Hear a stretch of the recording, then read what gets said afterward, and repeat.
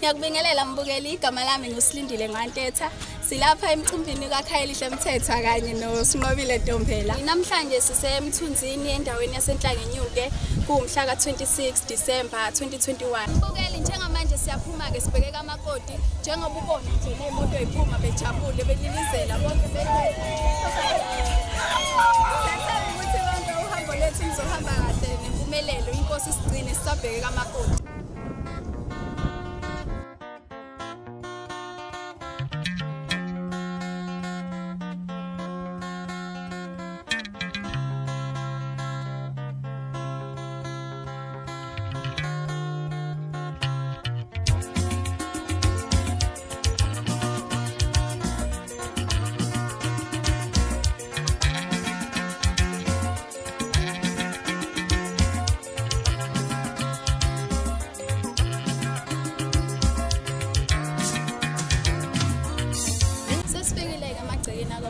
Lapha kaNtombela siyabona amatende ideko ubhizi nje wonke umuntu ubhizi cela singene ngaphakathi sibone ukuthi uyazi manginawe izuwe sengiqamba manga mangathi khona ngishoda ngakoda uyazi manginawe izuwe sengiphelele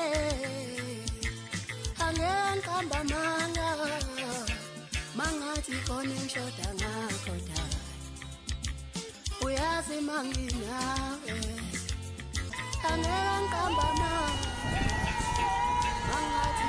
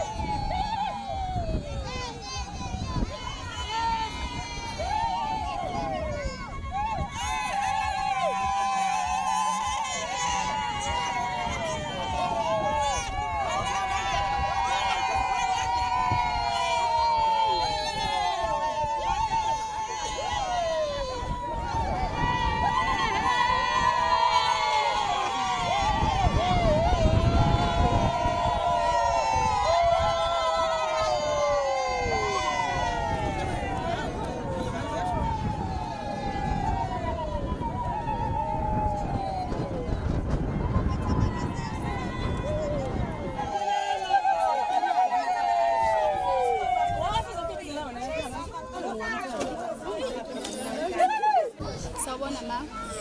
Yebo ngisacela uma ngichazele ukuthi ngabe umaba. Mina nguMantombela. Ngisacela usichazele ukuthi uzizwa kanjani njengoba ubona ngena nje ukudla ongaka nje chazi nje ma injabulo injani nje. Ngiyajabula khona. Mangena ngiyajabula kodwa phela kuhlungu. Yini ngabiyenza umama ukuthi kuhlungu ebona nje bonke abantu bejabule. Ingane yami yantombazana yodwa nginaye. Manje iyona yodwa nayo iyona yodwa ezohamba iyogana ngisale nalabo bafana kodwa phela abafana bazongenisela umakoti angithi ngeke befane naye ngoba ingane ingane yakho nje. Okay, siyabonga ma. Ekuhambeni kosuku ufisa ukuthi kwenzakale nje njengoba usuku luqhubeka nje abantu bephatheke kanjani? Ngifisa abantu bephatheke kahle sibuke sibambisane kuze kuyeba siyahlukana.